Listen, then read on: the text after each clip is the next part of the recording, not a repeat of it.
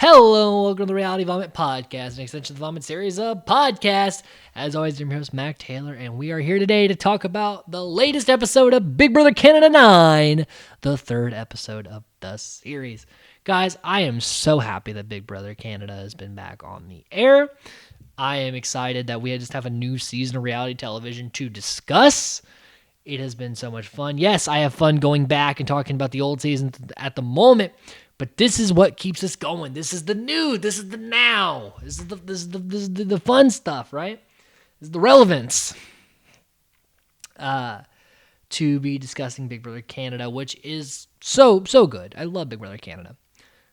So let's talk about the latest episode. And then after we talk about the episode, I will be discussing some stuff from the live feeds, but I will let you know when that time is coming. So, before that happens, I'll let you know that we're going to be talking about spoilers, and you can hop out then if you do not want spoilers. But for now, let's talk about the latest episode proper and all the things that happened in it. So we start out, LaToya is over the moon that Julie's gone, because that was someone that was number one on her hit list. And it always feels good when you put a plan in motion and that plan follows through. Austin, however, on the flip, is sad to break up the dolls so soon. She voted to evict Julie because that's where the house was going, and she didn't want to stand out in that vote. However, I really don't think it mattered all that much. She could have just thrown Julie the sympathy vote, especially, with who she's going to, who we're going to talk about what happens later. We're going to make a whole lot of enemies that way. Meanwhile, 30 minutes pre-eviction, we saw that Julie went on a tirade against Josh, throwing him under the bus, which makes the footage of that eviction make a lot more sense, because we saw, her rolling her eyes at Josh and talking about who you need to evict and things like that. So, that kind of seemed like it came out of nowhere. So I'm glad we got a little bit of this footage, because now that makes a little more sense. And it was coming down to Julie or Josh. So I understand her throwing him under the bus from a game perspective, because that just made sense. There was no one else that was going to get any votes. Josh knows he's in a bad spot moving forward. He needs a defender HOH to be safe, because he's, if you've been up or people have voted you before, it is very easy to throw you back up on the block. Plus, if Destiny wins HOH, there's only 6 options and to put on the block. And, Josh was the only other target. It's going to be very easy to nominate him. It's going to be very, you're not going to get any blood on your hands nominating Josh. So we get the arch rivals HOH, where you're you got a bow balance beam, and you got to balance these big metal balls on it. The last one to drop their balls, LOL, wins HOH. I liked this competition too. A lot of the times in the BBUS, you get these kind of let's put them in costumes and kind of make the house guests look like idiots comp. This is a very straightforward comp. I really enjoyed it. So the elimination order is as follows. Kiefer, then Josh, then Rohan, then Kyle, Victoria, Jed, Ty, Tina, Tara, Beth, and Brayden, leaving LaToya and Austin to battle it out, Defender and Destiny again. However, Team Destiny gets one over, as Austin is your new HOH and Team Destiny is safe for the week, meaning the only people available for nomination are LaToya, Brayden, Kiefer, Jed, Josh, and Rohan. Now we know that Austin promised LaToya safety, since it was down to those two. And Austin is in really good with Brayden. So that only leaves Jed, Kiefer, Josh, and Rohan as possible nominees this week. So the team twist is really not benefiting a lot of people's games. Because, in a normal week, she'd have other options to go against. But because, half the house is safe this week, over half the house is safe this week, it doesn't leave a whole lot of options. So, I understand what the team twist was trying to do. I just hope it doesn't last too long. The house guests want to play the game the way it's meant to be played, and this is really going to hinder some things from going down. And Kiefer was cheering for LaToya and kind of chirping Austin. So that made Austin mad. Kiefer knows, like, ooh, shit, I'm probably going to be a target this week. Austin and Beth also shit talk Kiefer for said reason. Austin and Beth kind of kind of talking it out. Kind of seems like they're aligned, even though, we'll talk about later, probably not. Austin also says, like, I want people to come to me. I don't really want to have to go out and talk to people about game. I want them to come to me because I'm the HOH. And I'm like, yeah, that's not really how it's going to work. Like, if you really want to make traction in the house, you need to be having these conversations. Use your HOH to really leverage alliances and relationships. But instead, if you just lay back and let it happen because you're HOH and, you think everything you're going to want is going to come to fruition, you're not going to get a lot of traction in the game moving forward. The whole point of winning an early HOH is to, have leverage and establish relationships that are going to take you further in the game. If you weren't planning on having these conversations, you probably shouldn't have won HOH to begin with because you probably weren't on anyone's number one priority target list anyway. So you really put yourself in a bad spot when you have an early HOH for no reason. So Kiefer knows he's going up, and Josh tries to console him, and he's like, not now, Josh. Not now. Any time. And I think because Josh was pretty much supposed to go home last week, and it just flipped on Julie, I think everyone's just already assumed Josh is gone. Like, they treat him like he's not there. And I feel bad for him, but he just has no traction in the game. And the very best he can hope for is to be block bait for a few weeks. Like, he doesn't have a longevity in this house. And most of it is not his fault. It's a lot of Julie's fault that he's in the spot he's in. Meanwhile, they did this thing about Jed scaring Kiefer and Tara, like he's hiding behind a couch and popping out. It's kind of a fun moment, but again, it didn't really give a whole lot. We don't really get a whole lot of like where the game is per se in this episode, right? And Rohan is talking to Kyle, the replacement Kyle. Says he can't get a read on Beth, and Kyle's like, we're saying the same thing. We feel like we're on the same page, bro. So Rohan and replacement Kyle have kind of formed this bro bond, kind of like Jed and Tashawn have formed this bro bond as well. So they're not in a four-way bro bond, but we got two duos of bros really broing down, right?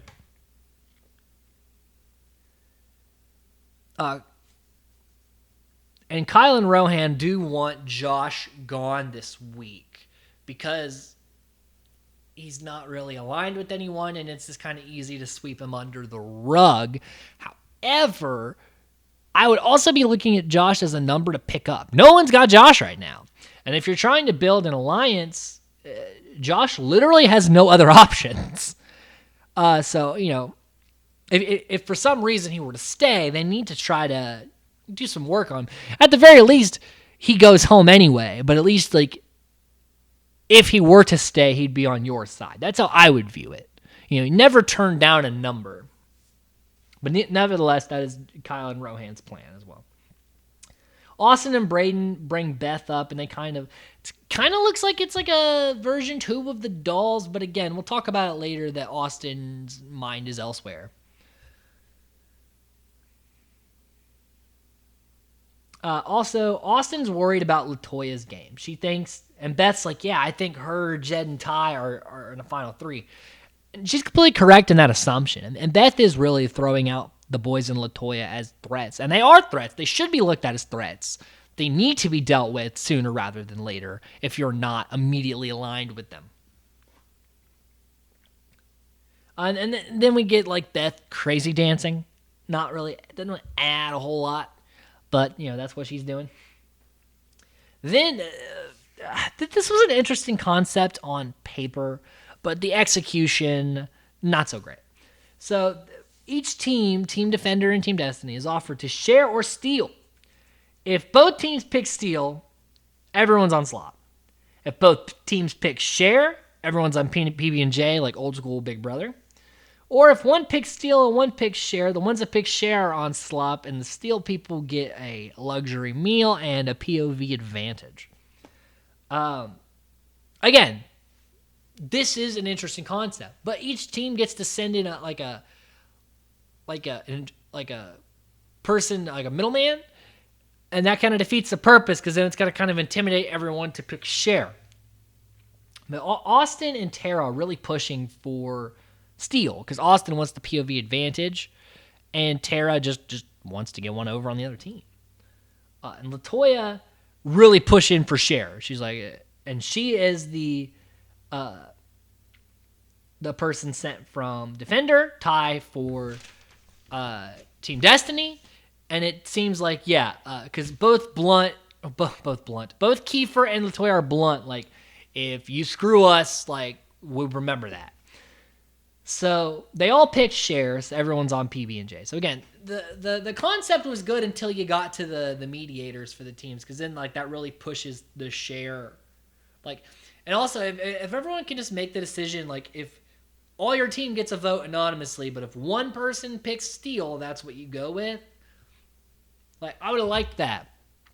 But instead, the groupthink encourages, everyone to go with the easy answer. But if your vote's not going to get revealed, then it's a lot easier to make like a shady move because it won't come back on you. So again, the idea in theory was good, but the execution was maybe not so great. Meanwhile, Braden's like, oh my God, if we have to eat crunchy peanut butter? I'm like, dude, what won't you complain about? Like, you're like, slop, no, oh, my life is over. And then you're like, oh, PB&J, but that crunchy peanut butter, oh, my life is over. It's like, good Lord, man, like, what does your diet consist of? You just knock everything. Victoria also, we get a good moment of her sharing her foster care stories because she grew up in foster care, kind of bounced around all the time. It wasn't like no one really had like compassion except for one of her foster parents, and that's why she works as a youth worker, because she wants to make a difference for these kids that are having a tough time going through the system. So I love Victoria. She's got great energy. She's great TV. It's just her stance in the house is not so great. I mean, she's the only other one besides Julie last week that voted for Josh. So she's not in a great spot. No one really puts any value or stock in her right now, other than she's a great person. Meanwhile, we get the Wendy's visit where Austin takes Victoria, plug away for the Wendy's, and she gets a message from home at the drive-thru, which is nice. But usually the Wendy's visit is where we can kind of talk strategy one-on-one and also plug Wendy's and eat delicious Wendy's. But we didn't get that. It was just a lot of like, oh, that message from home must have been great. And then they talk about Wendy's. And then it's like, wow, there was no talk there. Because again, Austin's like, I want them to come to me. Well, Austin, you have a one-on-one talk right here. Why are you not talking strategy with Victoria? Again, Austin is way too laid back. If you're going to be the first HOH, you got to move. You got to have those conversations. I'm not saying you got to make big, crazy, flashy moves in the game, but you got to like at least have conversations with people. Get busy because you're safe. You can have as many conversations with as many people as you want. It won't affect you this week. You need to spread the seed of conversation and not just eat Wendy's. I'm not saying you shouldn't eat Wendy's. Wendy's is great, but like use the Wendy's visit as a way to get information and kind of get in there. Like, hey, I'll give you a burger, but you gotta give me something. So yeah, I'm a little annoyed with Austin this week. Meanwhile, Beth is flirting hard with both Ty and Jed, but we get a lot of her flirting with Ty here because hey, they've all been locked up. They're single and they're ready to meet some good-looking people, and Jed and Ty are good-looking guys. Beth's a good-looking girl. Of course, they're going to gravitate toward each other. I understand this, and it's totally cool. Josh then tries hard to get in with Austin. Again, throws out Rohan. Says that he's sus. And then Kiefer throws out Josh and Rohan. But Kiefer's like, hey, Rohan's just good to put up there because he's good at comps. He's a beast.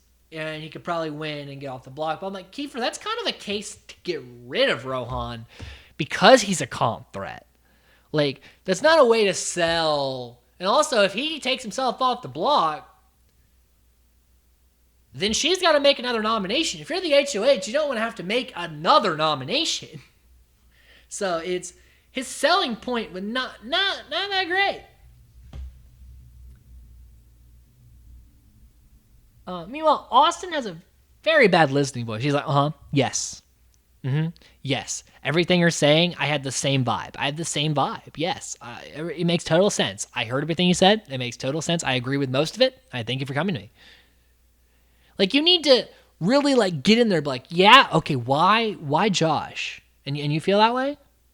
I totally feel that way, too. I'm glad you said that. I feel the same way. Like, get engaged with the conversation. Try to draw as much information out as possible. Don't just ride the wave of, like just listen to everything they say and go, okay, thank you for talking to me. Like, that's it. Like, that's not how you forge those relationships. She really didn't do a lot there.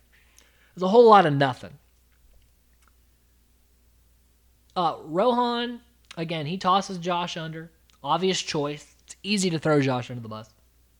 It's only 6 options. And Braden's not in danger, and Latoya's not in danger. So there's only 4. So we see her nominations, and she has nominated Kiefer and Josh for eviction this week. Will the veto, be used on one of the noms? What will happen? I hope. My picks for this season, because I pick a male and a female per. I picked Kiefer and Latoya before the season started, and when I saw the preseason interviews. And, I don't want to lose my boy Kiefer yet. My boy Keith, I don't want to lose him. So I hope he stays this week. Now, this is where I'm going to start talking a little bit about the live feeds. If you don't want any spoilers, go ahead and hop out here. For those who are cool with spoilers, I will be continuing with that now. So again, I'm going to be talking about spoilers. Don't say I didn't warn you.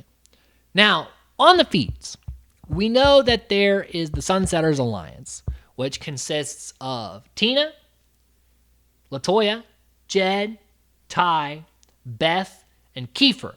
It started out as the 5, and Beth was brought in later. Now, Latoya has said multiple times she doesn't trust Beth, because Beth is throwing out Latoya, Ty, and Jed as a threesome. Because that's not a bad thing to do. So Latoya and Ty to an extent not that fond of Beth, but at the same time, it's one of their numbers right now.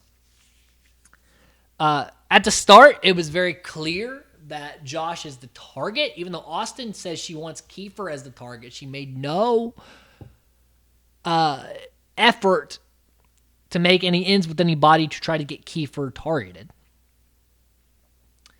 So that really was a detriment to her game. She's basically wasted her HOH getting rid of somebody for the other side of the house. Like, she does not get a lot of benefit losing Josh. If she wanted Kiefer out, she nominates Latoya and Kiefer together, or Jed and Kiefer, and say, like, hey, you're not my target. I'm just nominating you to get out Kiefer. And that she probably gets her way. But she doesn't. She bends to the house. And again, if you're going to bend this easily, you shouldn't have won this HOH, because you probably were not going to get nominated if Latoya wins HOH. So, if you're going to win HOH, have a purpose of winning that HOH. However, we do know from the feeds, from the spoilers, that Kiefer has won the power of veto. Rohan will probably be the replacement. And that leaves... the Sunsetters have tried to make a flip on Rohan to get him out this week instead of Josh, but Tina fought hard because Latoya had given her word to Rohan she wouldn't vote him out. That made the other members of the alliance upset, but Tina's trying to push it because Tina is playing an individual game, and she knows that Josh being gone right now is better for her. She wants to keep the other side of the house in case that's something she wants to go with. Because Kyle, Rohan have tried to make another side of the house to go against the Sunsetters, and Tina wants to play the middle. And that's great. If you could play the middle, keep both sides in the house. The only people it benefits to have the Sunsetters dominate are Ty, Jed, and LaToya because they have the most, ends to win comps to take out the other three. So if I'm Kiefer, Tina, or Beth, I'm trying to find other ends. And, Tina is doing the work, and I love it. I'm living for it for Tina to go far in this game. And I think Kiefer needs to start thinking about doing some of those conversations as well. Now, as of right now, I do not know the noms themselves, but I am looking forward to seeing more. And I kind of hope Josh goes out this week just because I want to see the Kyle Rohan side try to take out the Sunsetter side, and there be like a war between, because when there's two sides fighting each other for dominance, that's great TV. Look at the pre-jury in Big Brother 20 when you had Faute and you had Level 6. When you had those two sides going at each other, it was brilliant. The pre-jury in that game was fire. It's once Level 6 got complete control and just steamrolled the rest, that was, we started to get a little less entertaining. So we want two sides duking it out. That is good TV, that's good feeds, that's good. So I hope, I like Josh. I would have liked to have seen him stay, but the best alternative for good television is Josh going and Rohan staying. So, I hate to say that, but that's how it's going to go. So that kind of ends my little discussion for Big Brother Canada 9. Stay tuned next time where we're going to talk about the Wednesday episode. Until then, stay safe, stay nerdy. Until next time.